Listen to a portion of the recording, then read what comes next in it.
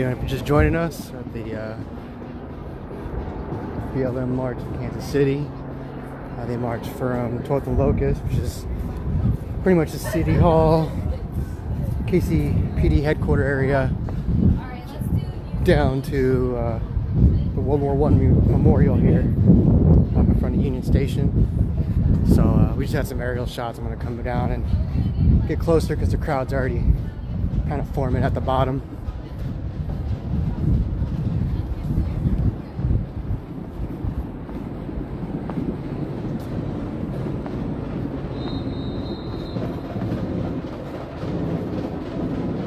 We'll just slowly move down. I'm gonna get some aerial shots. I also shared Independent Media Association stream on my channel, so you can get a different vantage point. Go ahead and check them out.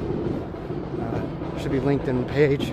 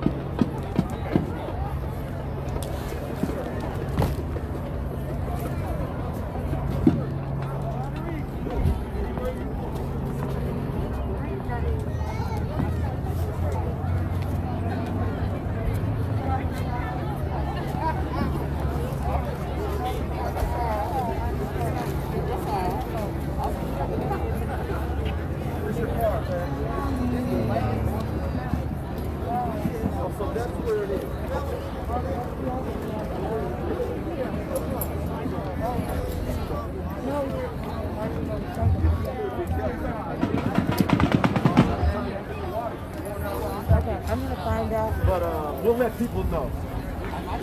Oh, brother.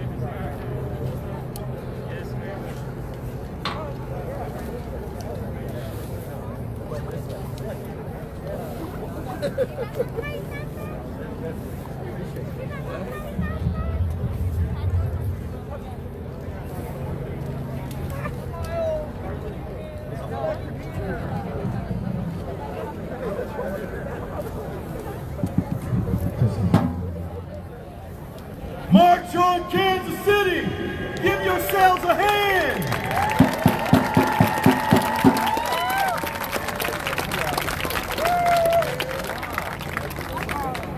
We're going to wait on a couple of our elders to be here. It's going to take us just a couple of minutes. If you feel up to it, you can come out and be with the crowd here. I know the shade is comforting, but stay where you have to stay cool. There is water to my left in the back, and we're going to start in a couple of minutes very shortly. Come on and give yourselves a hand for the great march on Kansas City.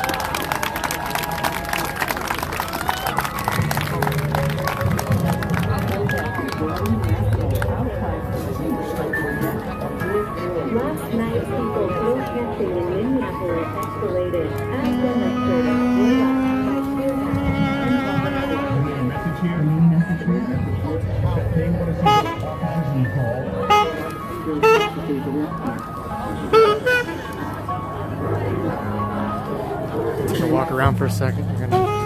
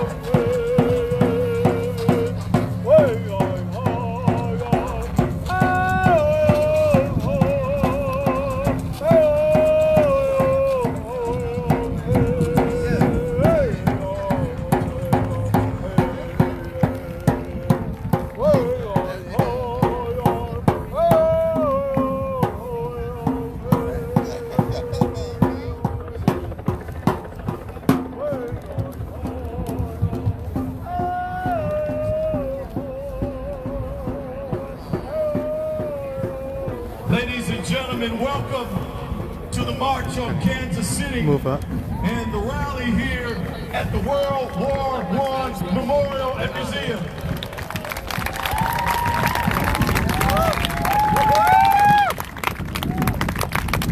There is hydration for you to my left. There are opportunities to register for the census, and there are opportunities to register to vote.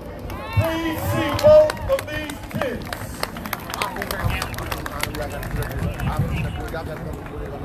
We are going to start off by acknowledging the presence and the power and the positive influence of a civil rights leader and icon in Kansas City for decades. One of the reasons we are able to come together as civil rights organizations and activists is that people came before us to pave the way.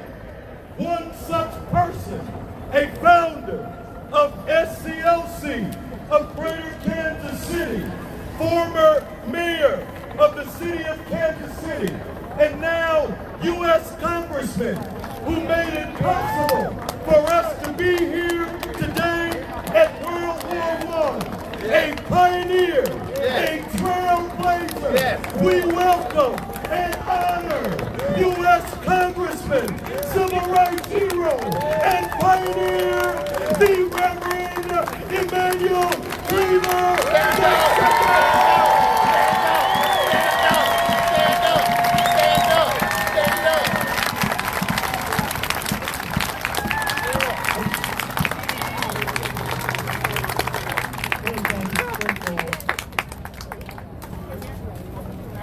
Let me thank Dr. Howard, Western Fields, and all the young members here from the Southern Christian Conference. Sure enough, Dr. King died in replacement Reverend Ralph Abernathy. They asked him to start this chapter of the Southern Christian Conference here in Kansas City. And it has been successful over the years. Reverend President Thompson, Reverend Sam Mann marched in that car right here. We walked on the streets. For them to keep the organization not only growing, but active and relevant. And then Reverend Vernon Howard. Yes, sir. and I can, this is the truth, you are the truth, the work that he's done along with all of your organizing. Let me just say this, I'm brief at the time. And you won't be doing it. But look, you hear on the news, you read in the newspaper, that there are those who are trying to pollute the movement by saying that they are violent, they are thugs, they are the ones who are trying to send people into the suburbs. You heard all of the junk that's being said. This nation was born out of protest. We have not only the right to protest, but we are negligent if we don't protest. Come on, stand up. And very much so, Mr. President, even a bug will wiggle if you step on it. Come on. Go ahead. And so if you stepped on, you at least ought to wiggle, and you wiggle your way all the way from City Hall down here today. Yeah. Things must change. Yeah. And a lot of the people in previous generations don't get the fact that it's not a black movement anymore. It is a movement of black and brown and green and yellow and purple and whatever else. Of people in this country who love the country. Yes. And because they love the country, they want it to be better. Yes. And we can make it better. So thank you for what you're doing, what you're willing to do to help things change. I tell people all the time that nobody ever, this is a remarkable statement I'm about to make, nobody ever died in a march led by Martin Luther King Jr. Amen. Never. One of the things we did, though, we marched during the daytime because we wanted people to see us. We wanted people to know who we were and what we wanted. We wanted justice and we wanted peace. And so we marched during the daylight hours. And so we turned the night over to the hoopers. Yeah. So there'll be no confusion. Yeah. And what you are saying right here by this march is that we're still walking toward justice, that we're still moving toward justice, and we're not going to stop. We used to sing that song when we marched. Ain't nobody gonna turn me around. Yeah. Ain't nobody. They can hold me down. Ain't nobody. So God bless you, and keep on marching.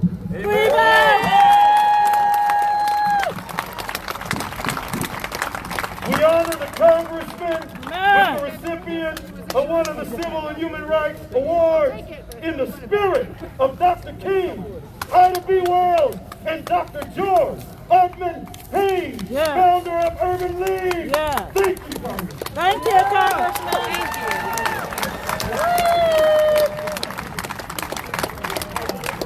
If you're organizing in Kansas City, then you ought to stop by the office of Gwen Grant of the Urban League. Because everybody knows that if Gwen asks for it, you better give it to her. Thank God. Listen now to why we're here from the mother of the movement here in Kansas City, Gwen Grant.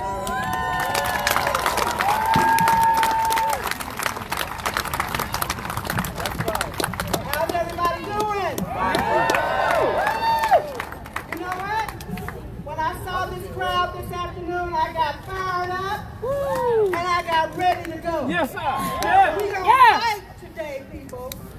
We're going to take Kansas City back. We are in the fight for justice, for freedom and equality, and we ain't turning back. Come on. That's why we're here today. Let me tell you something. We're here today to commemorate the legacy of the civil rights movement that began when Rosa Parks got too tired and said, I'm not getting up off this stuff. That's when the civil rights movement began. We're here today to celebrate the emerging leaders. We are here today to provoke the vote. Because our vote is our voice. Right. Our vote is our most powerful weapon in this war for justice and equality. Let the church say, Amen. Thank you. and we are here today to issue a clarion call to all of you, the anti-racist California to join with us in dismantling the structural racism that resides in Kansas City's police department that is sustained and perpetuated by Chief Rick Smith and the Board of Police Commissioners. Yeah. I don't know about you, but I am exhausted. That's right. I am sick and tired. Yes. I am sick and tired of the damage and the carnage that is being dealt upon black lives in this country. Yes. George Floyd, say his name. George Floyd. Breonna Taylor, say her name. Breonna Taylor. Eric Garner, say his name. Eric Garner. Philando Castile, say his name. Philando Castile. Tamir Rice, say Tamir his Rice. name. Tamir Rice. Michael Brown. Michael Brown. Michael Brown. I'm sick and tired Sick of and the tired. carnage being dealt upon black lives in Kansas City. I got a black At the son. hands of Kansas City Police Thank you, Department. Lord. Brian Stokes, Yeah. say his name. Brian Stokes. Terrence Bridges. Terrence Bridges. Terrence Bridges. Cameron Lamb. Cameron Lane. Cameron Lamb. Donnie Sanders. Don- Say his name. Donnie Sanders. How many more black men and women have to die?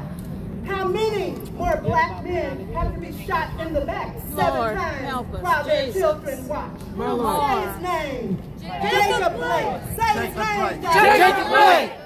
How many more juveniles have to be forced to crawl on the ground like an animal? Have their heads slammed on the pavement, teeth broken out, head gashed open, and choked while screaming, "I can't breathe!" Before Mayor Lucas and the Board of Police Commissioners remove Chief Rick Smith from his position and take swift action to implement the wide-sweeping excessive force reform that our community has demanded. When do we want it? Now. When do we want it? Now. Are we going to quit? No. Right then. I don't know about you, but I am beyond sick and tired. I am outraged. Yes. You know what? I am an angry black woman. Crap. Yes. Sick I'm of it. sick and tired of racism. Sick of it. I'm Yes. sick and tired of suppression. Sick I'm of it. sick and tired of oppression, Yes. discrimination, and a two-tier justice system with one set of rules for the police officers and another set of rules for me and you. All right, all Sick right. and tired. They're supposed to protect and serve us. That's right. Not the blue line. Come on. Somebody out there is mad as I am. Yeah.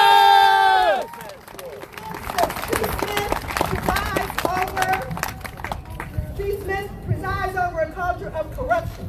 He has allowed his department to operate without integrity and accountability, and the result has been an array of indictments of his officers, attempts by his office to conceal officers' crimes from public scrutiny, dishonest community relations, and a consistent abuse of power.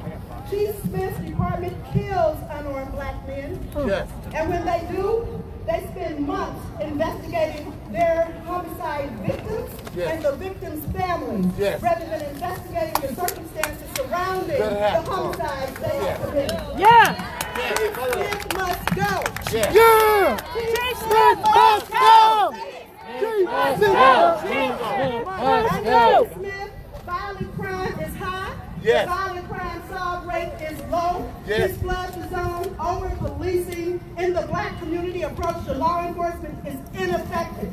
He is dishonest, disingenuous, and detrimental to our quest for justice. His form of policing is out of date and out of touch. Chief Smith must go. Chief Smith must go. It is ineffective. It is his ineffective and impotent leadership that opened the door for President Trump to send more than 100 federal agents Yes, here it to is. do Smith's job. Yeah. Chief Smith must go. Chief Smith must go. Chief Smith has Must no go. respect for the humanity of black people. Come on. Chief Smith acts as if black people have no rights Right. that he is bound by law to respect. Yeah. Chief Smith must go. Yeah. Chief Smith must go. He is standing in the way of transparency. Yes, he he is is. standing in the way of accountability. Yes, he he is is. standing in the way of impartiality in the administration of justice. Chief Smith must go. Chief Smith must go. Mayor Lucas and his fellow police commissioners have shown nothing but indifference to our experiences and our call for Smith's removal and the wide-sweeping reforms that we have demanded. Yes. Indifference and inaction are more dangerous than anger and hatred. All right. Indifference renders black lives invisible and is always the enemy. Ibram Kendi says, denial is the heartbeat of racism. I say it is also a denial of our humanity. Somebody ought to say amen. Amen. It is easy for the police board to look away from our suffering and ignore black people's pain and despair. It is easy for them to treat our community as meaningless. But if they knew their history, they would know better. They would know that the power and the privilege they enjoy was produced on the backs of black people who literally built this country with our labor. We built this country with our blood, our dash hopes, and our dreams. We picked all that cotton that made this country rich. But the old guard and the new generation of civil rights and social justice warriors have joined forces today. And we are ready to take our power back. We are ready for justice. We are ready for equality. And we want it now. Our young people have found their voices. Our elders have awakened from their sleep. And we will not turn back. We will continue protesting, organizing, mobilizing, and empowering. We will continue registering voters and knocking on doors to share our message of hope and change. Because our vote is our voice. We must provoke the vote. Let me hear you say it. Provoke the vote. This election in November is a war for the soul of America. We cannot allow our efforts to be in vain. We must provoke the vote. Provoke the vote. We must cry loud and spare none. We must get to the ballot box in November and bring others with us and vote our conscience when we get there. Provoke the vote. Let me hear you say it. Provoke the vote. Provoke the vote. Provoke the vote. Provoke the vote. Provoke the vote.